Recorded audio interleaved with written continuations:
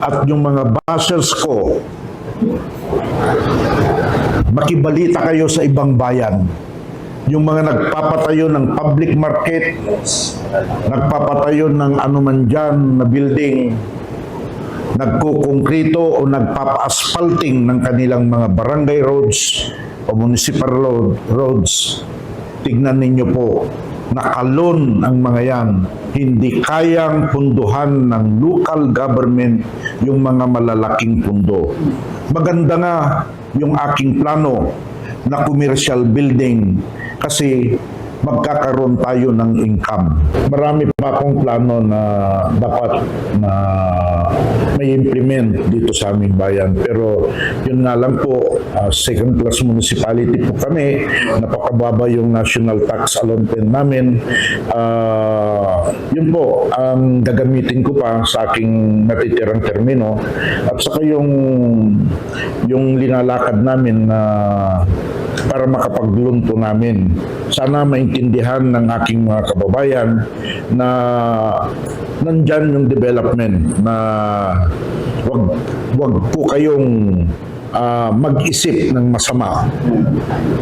Pag natapos ito, tayo rin na aking mga kababayan ay magiging proud kung makikita yung tatayo ang ating mga plano dito sa ating bayan.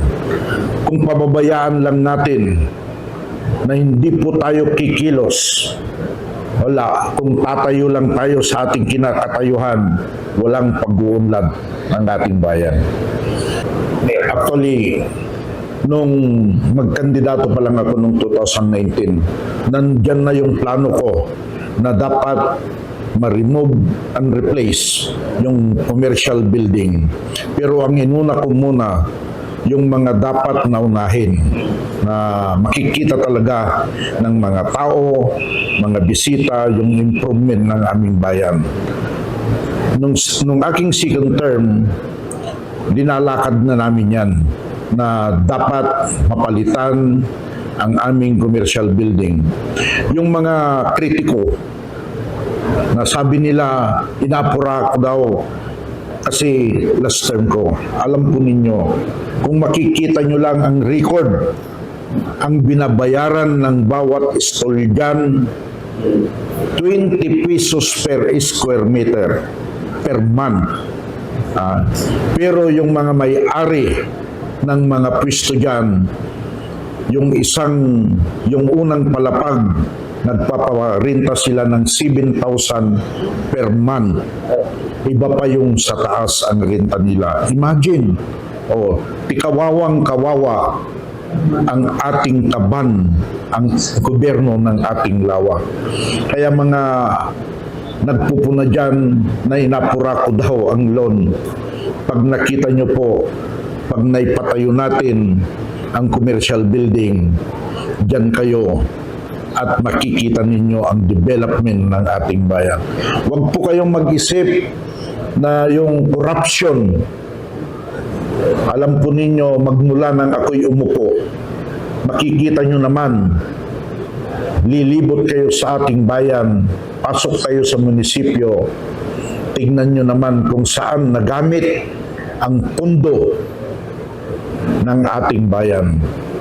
Kaya yung mga kritiko ko, siguro hindi kayo tagalawak, binabayaran lang kayo.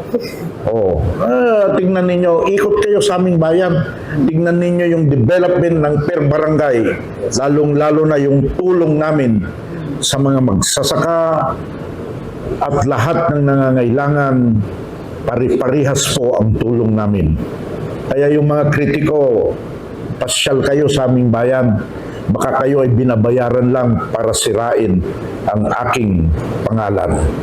Yun nga ang kanina, kung naintindihan nila yung aking speech talumpati, na kung hindi tayo sasabay sa pag-unlad ng mundo,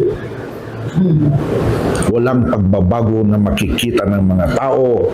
Kung tatayo lang tayo at di tayo mag-isip ng ikakaunlad ng ating bayan, huli na tayo sa development. Lalong-lalo na nakikita nila ang development ng probinsya ng Pangasinan.